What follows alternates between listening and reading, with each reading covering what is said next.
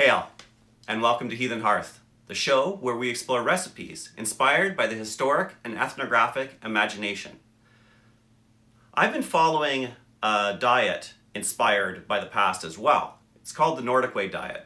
There's another episode that will be linked at the end of this episode where you can see the explanation for that diet. I've been following it to improve my health and just to improve myself generally. Now, I may not be looking like Lord Frey here, but I have had some success this month. I haven't been eating my shield, like this guy.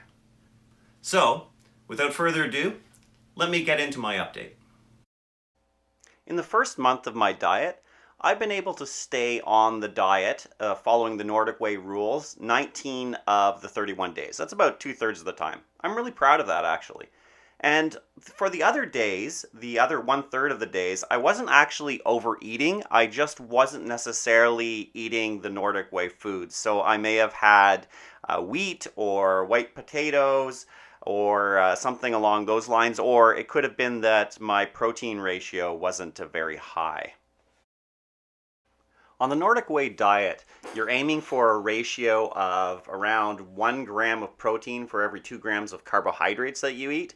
And I hit 1 gram of protein for every 1.27 grams of carbohydrates that I ate during January, which is great. I liked eating that. It took a little bit of thinking, and I used an app to follow that. I found that very useful. Also, too, I used the app to count my calories. I wasn't expecting to count my calories, but since the app had it, it was the easiest way to do it. And what I found was that I ate around 1,250 calories a day. I think I may have underestimated a few days, so it was probably between 1,250 and 1,500 calories that I ate per day.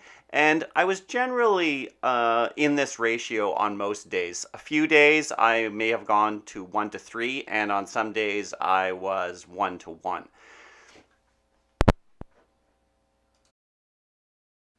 Here's an example of some of the foods that I ate during the month. I had, going from the top left corner, I had grain porridges, and that's topped with skyr, which is a really thick type of yogurt made from whey. And I had sushi my friend made. One of the things to note about sushi, of course, there's the cold water fish, but the rice, although glutinous rice is high GI regularly, when it's mixed with the vinegar, it becomes a lower GI product and it gets digested less quickly. That's a trick you can use with almost any food, isn't to include an acid with your meal in order to reduce the speed at which the carbohydrates are digested. I also made okonomiyaki with sourdough starter. That's up there in the top right corner. I had savory porridges with eggs and onions. I had canned fish, and I ate sourdough rye bread crackers. Those are amazing. Had a few apples. I should need to have more apples because, of course, an apple a day keeps the doctor away. And sometimes, though, I felt like I really needed to have a chocolate kick or dessert. And what I did was I made healthy chocolates out of cocoa. Down there at the bottom right corner is actually truffles that I made out of sweet potatoes, spices, and cocoa powder with very little sugar added. And the sugar that I did add was maple syrup. Here in the top left corner is an example of some Indian food that I made. This is actually leftovers. I have some crispy onions on that plate, whole grain brown rice with sesame seeds, and turmeric pickle. And the main dish there is paneer with what's called matar paneer because it has peas in it. But I also added 3 types of dal, which are different kinds of lentils. Now, one of the things that, of course, vegetarians and vegans have in order to increase their intake is tofu. Here, it's actually a cheese, it's paneer. But they also have eat beans and lentils, etc., chickpeas. Now, those have protein in them, but they don't have a high enough ratio of protein that you can only eat that to be on the Nordic way diet, I found. So actually on this day when I had Indian food, although I had fairly high protein, I was not a Nordic way diet day, even though it was extremely healthy. I also made a meal that was inspired by Turkish cuisine, and that's the next one there. You can see I stuffed some red peppers with meat. In that meat was also whole grain sorghum. And then in the background, there's an olive and feta salad with cauliflower. And in the far back, I can't even remember what that is, but in any case, it was all delicious. I didn't have any wine. I'm not drinking alcohol. That was for someone else at the meal. I'm just drinking water and tea. And that way I'm not getting the extra calories, because that's really adds up. When you drink things that have calories in them, it really breaks your day, and you're just hungry afterwards because they have almost no fiber usually, especially compared to actual food. Then I've also too made some rye bread this month, and I made sourdough rye bread from scratch, Danish style. And in the top right corner, you see a loaf there. It's basically just rye bread, water, salt, and then some other whole grain as well. This time I used whole grain rye as well as the rye flour, and also some whole grain oat groats.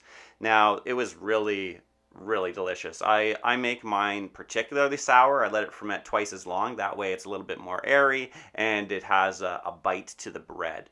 I have a picture in the bottom where I have a smørbrød, where I make an open-faced sandwich with the rye bread, which is the classic way to eat it. And I have on that appelflæsk, which is apple flesh, and that's the recipe coming up next week actually on Heathen Hearth. So stay tuned for that one.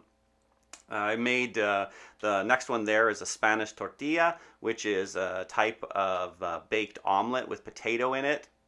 And then the last one there is an open-faced sandwich on rye with turkey and hot sauce. And on the side, there's a little nest of homemade sauerkraut with a bocconcini egg in it. So that's not actually an egg, that's bocconcini. So you can see that on this diet, I'm eating really well.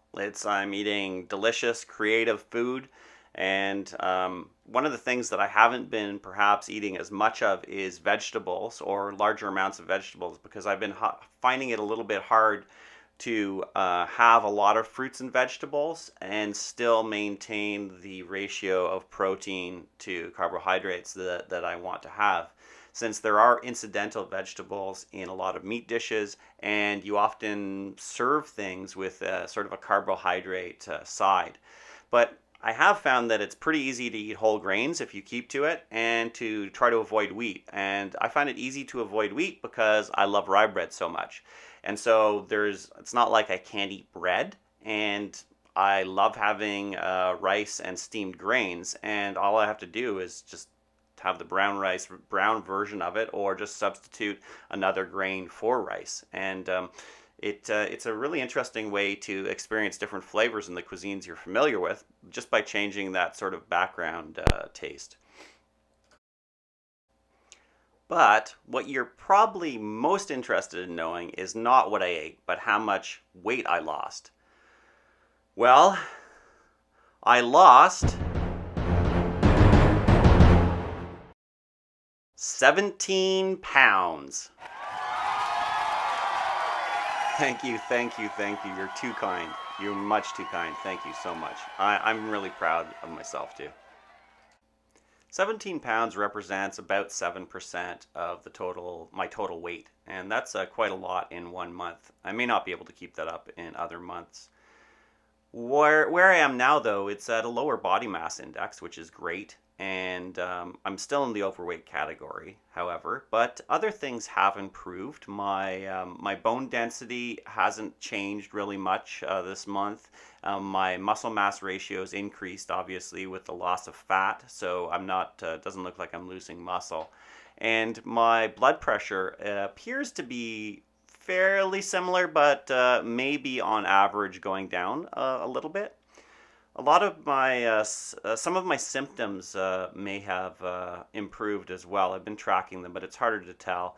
I've had pretty well the same amount of exhaustion. I have been able to have 4 days of work a week, but I can't seem to do a full 5 days. And doing an entire sort of 12-hour day with the commute and the work day is becomes quite difficult for me. So, but I'm staying mentally alert and pretty good most of that time. I've had some cognitive issues with brain fog and memory, but my mood has been quite good this entire month. I have experienced some exhaustion. Now, I have learned a few things, though, about why I may be experiencing those symptoms. Although my symptoms are fairly mild compared to most, it does appear that I have a lot of the symptoms of Lyme disease, and I was worried about this, and so I went to a naturopath who had the ability to send tests to the United States. So I got blood tests in the United States. My blood test in Canada had come back negative. That's using the ELISA test. However, I sent a test to the US and they did the Western blot test, and I came back positive on that one. Now, Lyme disease is caused by the Borrelia burgdorferi bacteria, which is a type of spirochete that is transferred by ticks and other types of bugs, and can cause a whole host of ailments. So one of the main suggestions that at least dietitians and nutritionists and naturopaths have is that you should change your diet to one that doesn't have wheat or gluten or refined sugars. And I don't really buy into the non-gluten thing, but I definitely agree with that we should cut down on modern refined grains and refined sugars. And I'm basically doing that already with the Nordic way diet. So that's great. I'm going to continue with doing that. Heathen Hearth is also on Facebook, Twitter, and Instagram, as well as YouTube. On those other social media channels, I often share pictures of creations or interesting articles. So remember to check those out. The information there does not necessarily get onto YouTube. I love it when you share the links that I have posted. It really, really is, it's great to see that kind of support. Thank you very much. I highly recommend the Nordic Way cookbook. It's the one right here. It's the one I've talked about in a previous episode, which is actually going to be on the screen if you'd like to check that one out. It's the one where I talk about why I'm doing this diet and the underpinnings for it and what it's all about. So if you'd like to purchase that book, there's a link down below in the description. And of course on the screen, there'll be a link to the diet episode that I have. I also recommend you check out my recipe for sauerkraut. Naturally fermenting sounds hard, but it is actually pretty easy, and it produces a delicious product that is very filling and is extremely healthy for you, filled with probiotics and just absolutely delicious. So check out the recipe as well. So until next week, friends, keep cooking and stay healthy.